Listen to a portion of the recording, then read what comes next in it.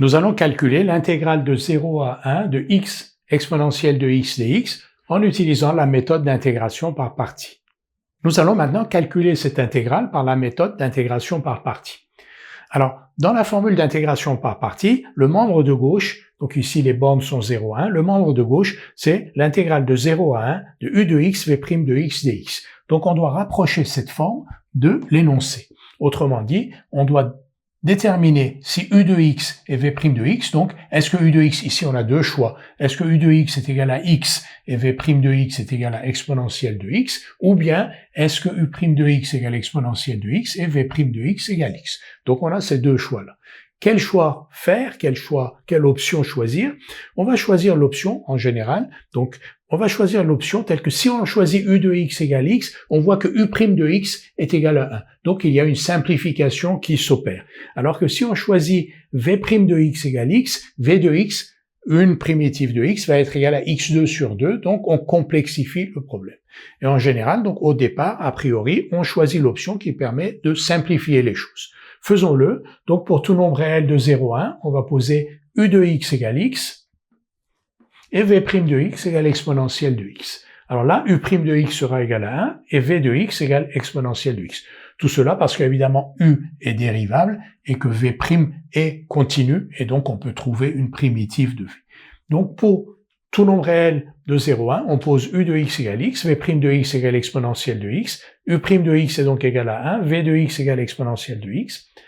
U et V, bien sûr, sont dérivables. On vérifie que les conditions d'applicabilité de la méthode d'intégration par parties sont réunies. Pour cela, il faut que U et V soient dérivables sur l'intervalle 0,1, c'est le cas ici, et que U' et V' soient continus sur 0,1, c'est aussi le cas. Donc, on peut utiliser la formule d'intégration par parties et écrire que l'intégrale de 0 à 1 de U de x, V' de x dx est égale à, donc, UV, que l'on va calculer en 1, puis moins UV calculé en 0, puis moins l'intégrale de 0 à 1 de U' de x, V de x dx.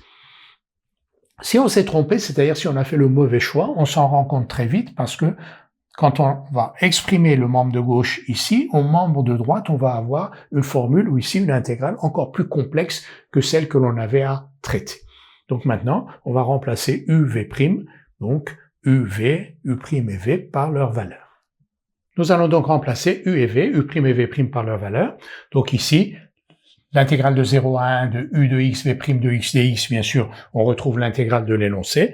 Donc l'intégrale de 0 à 1 de x exponentielle de x dx est égale à, donc UV, x exponentielle de x, entre 0 et 1, moins l'intégrale de 0 à 1 de U'V dx, U'V, donc 1 fois V, donc moins donc l'intégrale de 0 à 1 de exponentielle de x dx.